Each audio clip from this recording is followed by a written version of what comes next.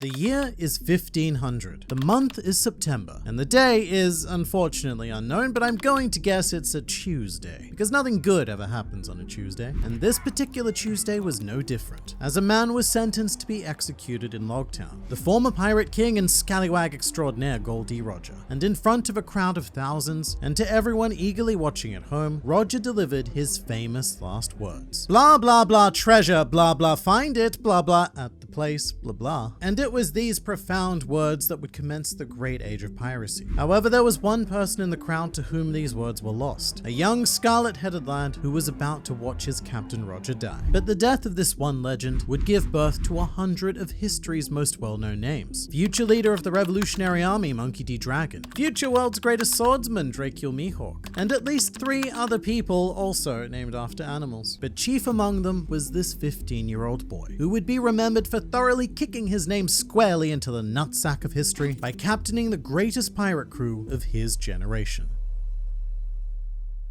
Now, before truly beginning the story, I just want to note that the Red Hair Pirates are so profoundly respected that the Japanese Coast Guard once flew their Jolly Roger during a training exercise in order to strike fear into the hearts of their very purely hypothetical enemies. So when it comes to men of the sea, these seamen are like no other. But after his captain's execution, Shanks immediately set out to pick up where Roger had left off. And as his first decision as captain of a crew that didn't quite exist yet, he invited Buggy the Clown to be the first official member of the Red Hair Pirates. Now, Buggy said no and then went on to call Shanks a string of expletives, and Buggy would then go on to start his own, honestly just as successful crew when you think about it, but we will save the legend of the genius jester for another time. The next we would hear of young Shanks was 2 years later, where he had traveled all the way from East Blue to still in East Blue, but on a different island by the name of Syrup Village. Here Shanks would recruit Yasopp, who immediately abandoned his wife and child in favor of an alluring red-headed stranger. It should be noted that Ben Beckman was probably also recruited by this time, since he did become the first mate and all. Otherwise, this whole situation would be kind of like that meme. Friendship ended with Yasopp, now Ben Beckman is my first mate. Shortly thereafter, or potentially even shortly there before, Lucky Roo was recruited, very appropriately I might add, because in French, Roo means redhead. However, that would make Shanks the true Lucky Roo, and this Lucky Roo a disingenuous imposter to the throne. But this group would make up the core of the Red Hair Pirates. And interestingly, together, they represent each of the 4 blues, because they were all born in one of the separate quarters. The Red Hair Pirates would then expand by finding themselves a doctor named Hongo. However, after that point, Shanks mostly recruited new members based on how funny their names were, such as Howling Gab, Lime Juice, Building Snake, and Bonk Punch, the latter of whom also came equipped with a bonus monkey named Monster, who serves as the crew musician. It's unknown what instrument Monster plays, but I am going to guess the cymbals.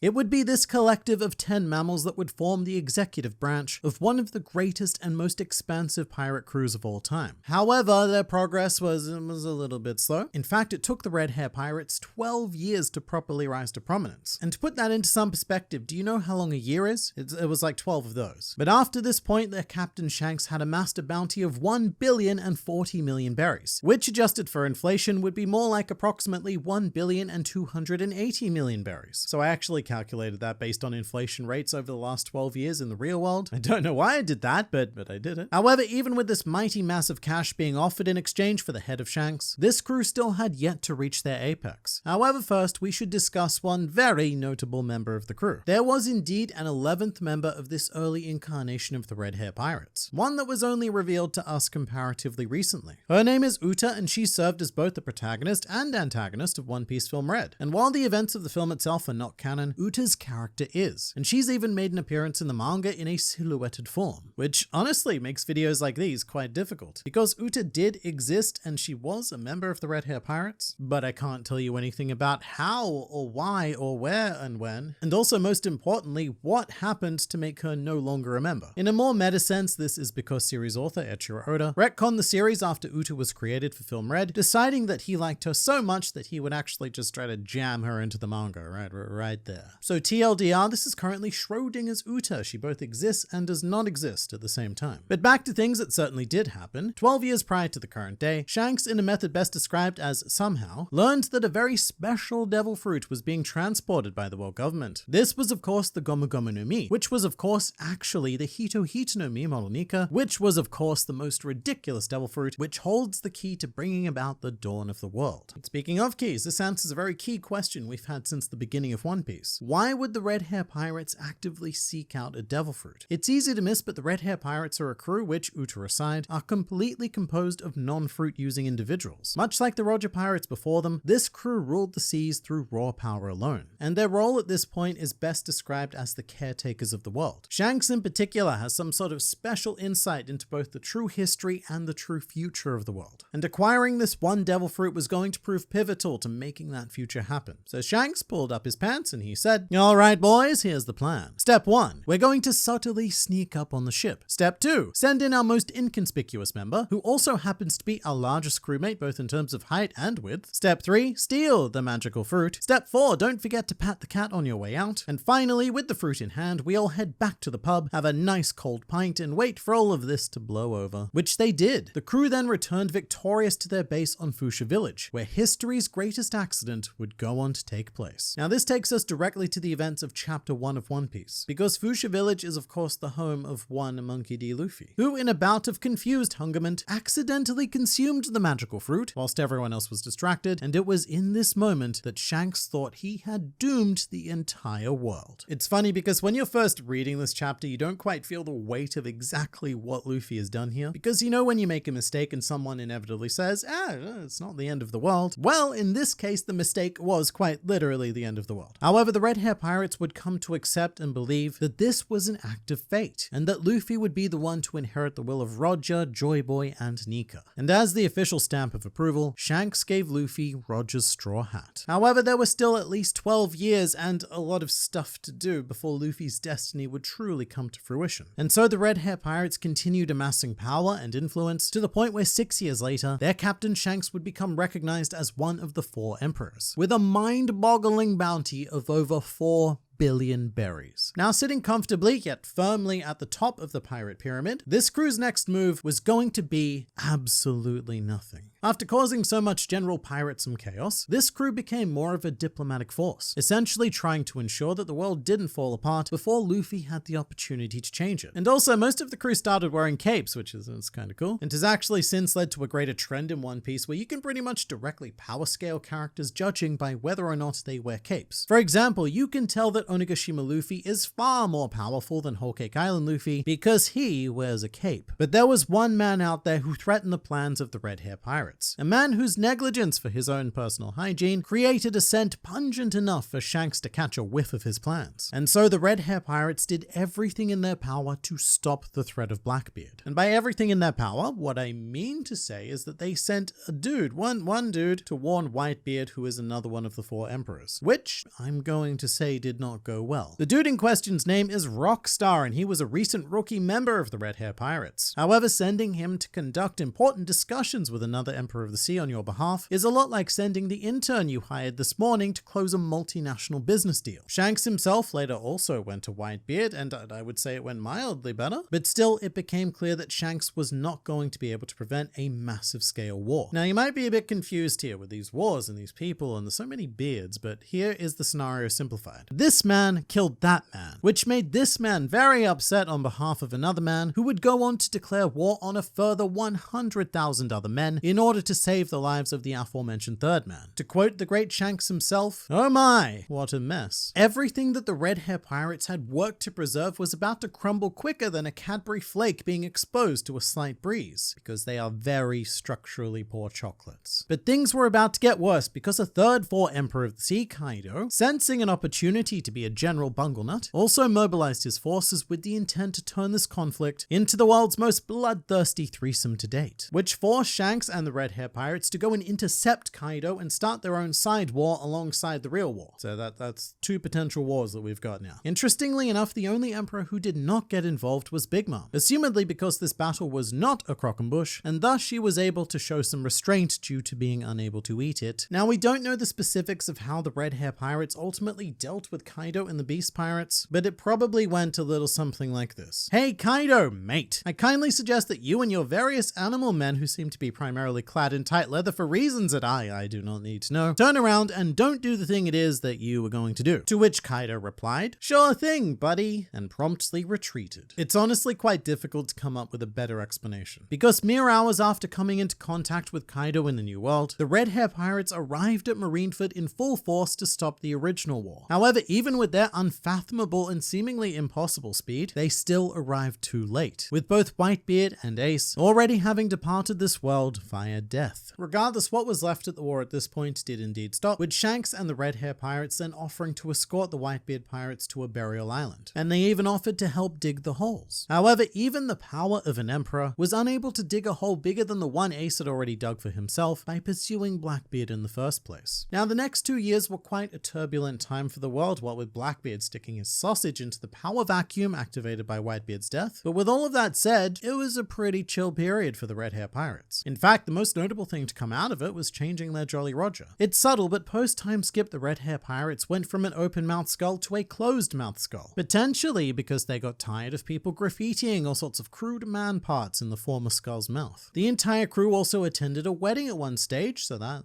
was probably nice. We still don't know whose wedding it was, actually. One event of note is that Worst Generation member Eustace Kid decided to launch an assault against the Red Hair Pirates, at which point Kid was so far out of his league that he was legally forced to register an entirely new postcode and went on to earn his colloquial fan nickname of Eustace Mid. But we really know very little of what the Red Hair Pirates got up to in those 2 years, which is kind of the curse of the caretaker. You never really notice what they're doing unless it's gone horribly wrong. And so the Red Hair Pirates continue to keep the global toilet seat warm for the eventual behind of the sun god to grace. And then it happened. During the events of Wano, the Gomu Gomu no Mi awakened into its true form, the one that the Red Hair Pirates had patiently waited 12 whole years to see. And I suspect that there was a bit of a discount happening that day, because it allowed Luffy to bring down 2 emperors at the cost of an arc for one. But during this time, the Red Hair Pirates happened to be sailing past Wano as part of a promotional tour for One Piece Film Red, and with everything that they had waited for finally within their grasp, their captain declared that their time as caretakers was over, and that it was finally time for them to claim the One Piece.